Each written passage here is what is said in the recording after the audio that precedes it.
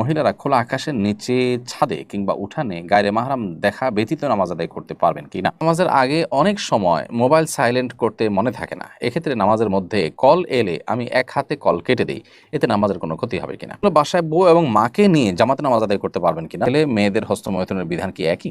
গোসলের পূর্বে উজুর মতো মাথা মাসে পর্যন্ত করে গোসলের শেষে আলাদাভাবে পা ধুতে ভুলে গেলে ওই অবস্থায় নামাজ পড়লে নামাজ হবে কিনা। আমি হিন্দু থেকে মুসলমান হয়েছি, আমার জন্য কি সুন্নতে খাতনা করা বাধ্যতামূলক? ফিতনার আশঙ্কা না থাকলে শালী দুলাভাই কথা বলতে পারবে?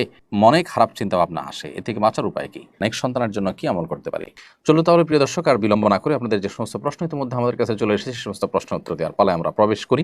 আরাফাত হোসেন আপনি লিখেছেন, গোসলের পূর্বে উজুর মতো মাথা মাসে পর্যন্ত করে গোসলের শেষে আলাদাভাবে পা ধুতে ভুলে গেলে ওই অবস্থায় নামাজ পড়লে নামাজ হবে কিনা।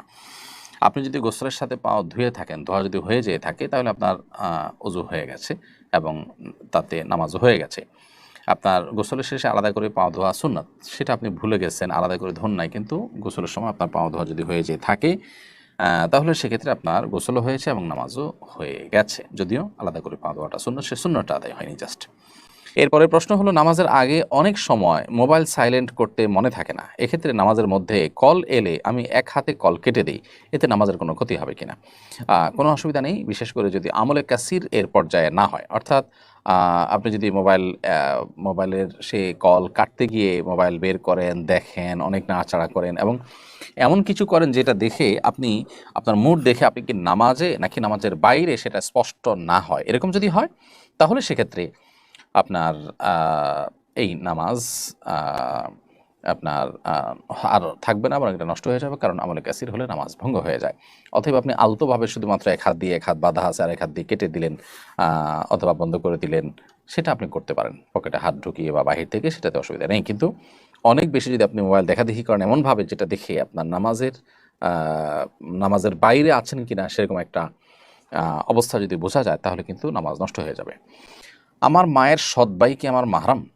উত্তর হলো হ্যাঁ, আপনার মায়ের ভাই তিনি যে কোনো দিক থেকে ভাই হোক না কেন, অর্থাৎ আপনার মায়ের বাবার দিক থেকে ভাই, অর্থাৎ আপনার নানা যিনি তার অন্য ঘরের সন্তান সেদিক থেকে ভাই, কিংবা আপনার মায়ের নানি, আপনার মায়ের মা আপনার নানি তার আগের ঘরের বা পরের ঘরের অন্য ঘরের কোনো সন্তান সেদিক থেকে ভাই, এরকম ভাই যদি হয়ে থাকে, সৎ ভাই হয়ে থাকে, তাহলে তারাও কিন্তু আপনার মাহরাম, কারণ তারা আপনার মায়েরও মাহরাম এবং সেই সূত্রে আপনাদেরও মাহরাম হবে। পরে প্রশ্ন করেছেন একজনে, মেয়েদের হস্তমৈথুন করার বিধান কি ছেলে মেয়েদের হস্তমৈথুনের বিধান কি একই? উত্তর হলো হ্যাঁ, একই। হস্তমৈথুন করা ছেলেদের জন্য যেরকম হারাম, মেয়েদের জন্য একইভাবে হারাম। অতএব ছেলে মেয়ে, নারী পুরুষ যে কেউ হস্তমৈথুন করুন না কেন, তিনি গুনাহগার হিসাবে, কবিরা গুনাহগার হিসাবে বিবেচিত এবং জঘন্য শাস্তির মুখোমুখি হবেন। এজন্য এখান থেকে বেঁচে থাকতে হবে, কারণ আল্লাহ তাআলা কোরআন কারীমে সূরা মুমিনুনের শুরুতে জান্নাতুল ফেরদাউসের অধিকারী হবেন যে সমস্ত মানুষেরা, তাদের গুণের কথা বলতে গিয়ে আল্লাহ বলেছেন, ওয়াল্লাযীনা হুম লিফুরুজিহিম হাফিজুন, যারা তাদের ইজ্জত সম্ভ্রমকে হেফাজত করে, ইল্লা আলা আজওয়াজিহিম আও মা মালাকাত আইমানুহুম ফাইন্নাহুম গায়রু মালুমিন। নির্দিষ্ট বৈধ ক্ষেত্রে, যেমন স্বামী স্ত্রী, তাদের পারস্পরিক শারীরিক সম্পর্কের মাধ্যমে যদি তারা তাদের জৈবিক চাহিদা পূরণ করেন, সেটা শুধু অনুমোদিত। অতএব অন্য কোনো উপায় শরীয়ত অগ্রাহ্য, শরীয়ত অনুমোদন করেনি, অননুমোদিত কোনো উপায়ে যদি আপনি আপনার যৌন চাহিদা পূরণ করেন, সেটা নারী পুরুষ সবার জন্যই কিন্তু হারাম হিসাবে বিবেচিত হবে। এরপরের প্রশ্ন হলো, বাসায় বউ এবং মাকে নিয়ে জামাতে নামাজ আদায় করতে পারবেন কিনা, পারবো কিনা? উত্তর হলো অবশ্যই পারবেন আপনি। সেক্ষেত্রে তারা আপনার পাশে কেউ দাঁড়াবেন না, দুজন একসাথে পিছনে দাঁড়াবেন না, আর আপনি একা সামনে দাঁড়াবেন। তোহা ইসলাম নূর লিখেছেন, মহিলারা খোলা আকাশের নিচে, ছাদে কিংবা উঠানে গায়রে মাহরাম দেখা ব্যতীত নামাজ আদায় করতে পারবেন কিনা। উত্তর হলো, মহিলারা যদি এরকম কোনো জায়গায় নামাজ পড়েন যে ছাদের উপরে তারা নামাজ পড়ছেন, কিন্তু কোনো পুরুষ তাদেরকে দেখছে না, তাদের পর্দার কোনো ব্যাঘাত হচ্ছে না, তাহলে এটা জায়েজ আছে। কিন্তু উত্তম হয় তাদের জন্য নামাজের ব্যাপারটাতে যে তারা ঘরের ভেতরে যতটা সম্ভব আবদ্ধ ঘরে নামাজ পড়বেন, সেটা উত্তম।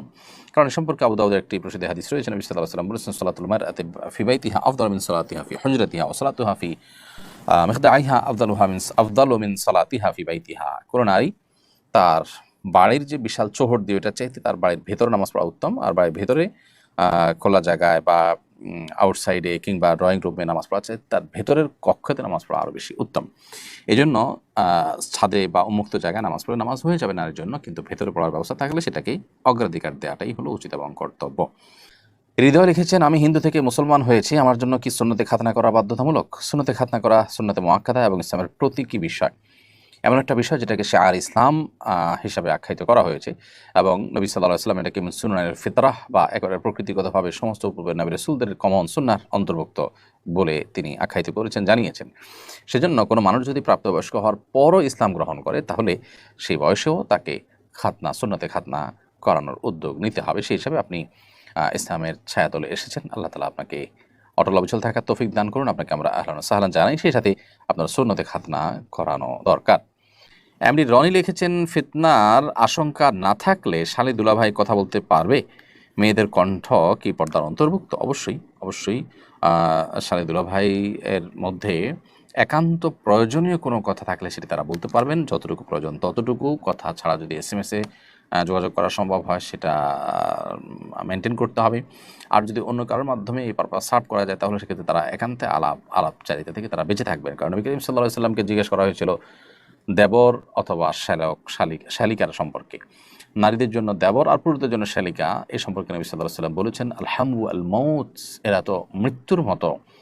অর্থাৎ জমের মতো এদের ব্যাপারে সতর্ক থাকা দরকার যে এরা মানুষ খারাপ সেটা বলা হচ্ছে না, মানে এই সম্পর্কটা এতটা আমাদের জন্য রিস্কি যে আমাদের ইমান আমলকে নষ্ট করতে পারে, মনের মধ্যে বাজে চিন্তা আনতে পারে। সেজন্য আমাদের সদা সজাগ থাকতে হবে এবং সতর্ক থাকতে হবে। একান্ত প্রয়োজন না হলে কথা বলা থেকে বিরত থাকতে হবে। আর যদি বলতে হয়, কথার ভিতরে কণ্ঠের মধ্যে কোনো প্রকার কোমলতার সৃষ্টি না করে স্বাভাবিকভাবে, আল্লাহ বলেছেন ওয়াকুলনা কওলাম মারুফা, নারীরা স্বাভাবিকভাবে তারা কথা বলতে পারবে। মুশফিকুর রহমান রিজভী লিখেছেন, মনে খারাপ চিন্তাভাবনা আসে, এ থেকে বাঁচার উপায় কি?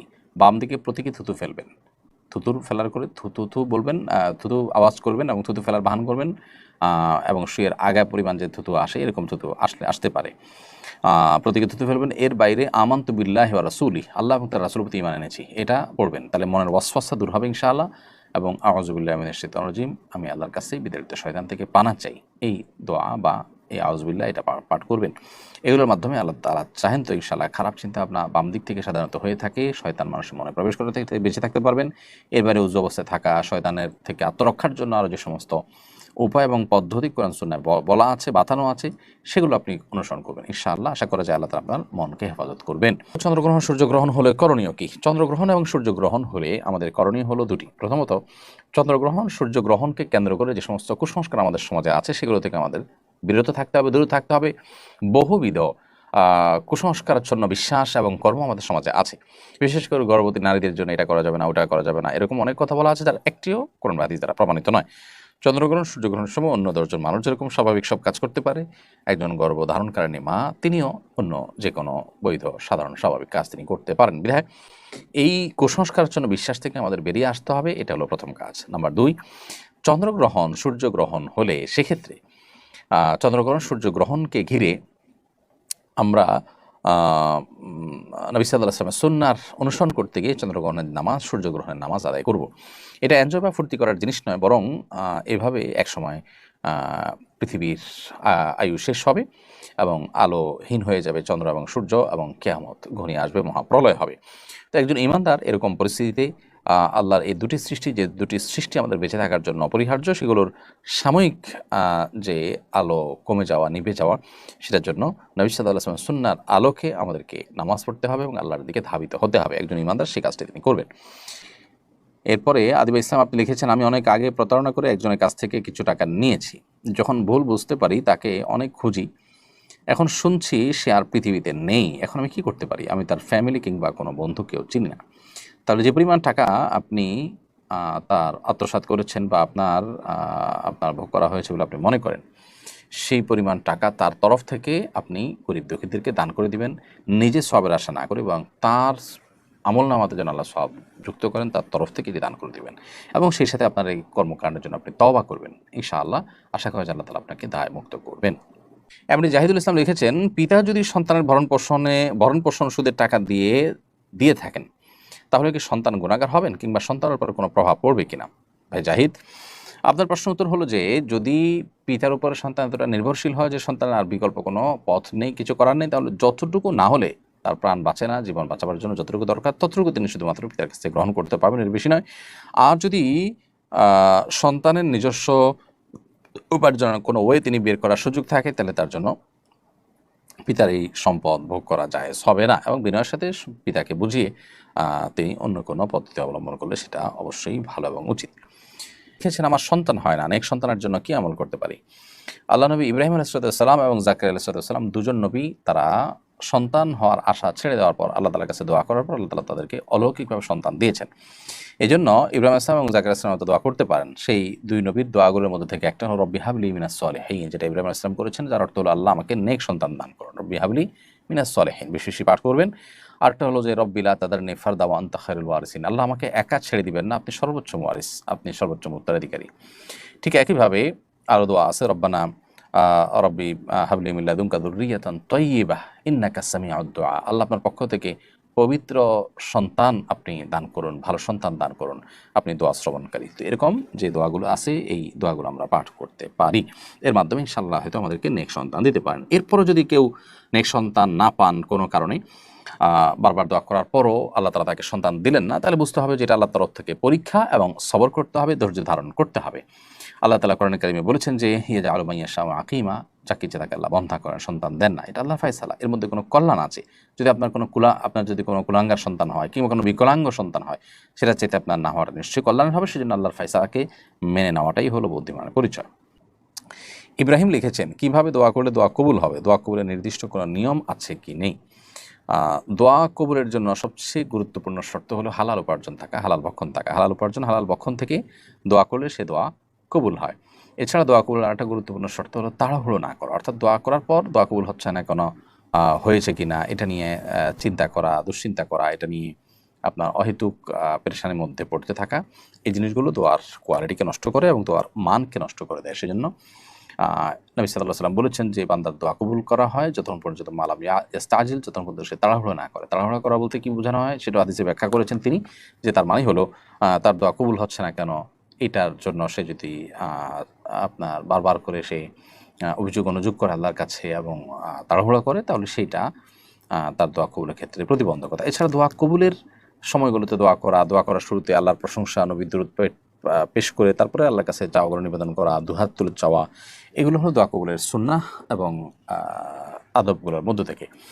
এছাড়া দোয়া কবুলের সময়গুলোর ভিতরে 5 ওয়াক্ত নামাজের পরের সময়টাতে দোয়া কবুল হয়। ঠিক একইভাবে আপনার দোয়া কবুলের জন্য গুরুত্বপূর্ণ একটা পয়েন্ট হলো যে আপনি ভোর রাতে তাহাজ্জুদের সময় দোয়া করবেন।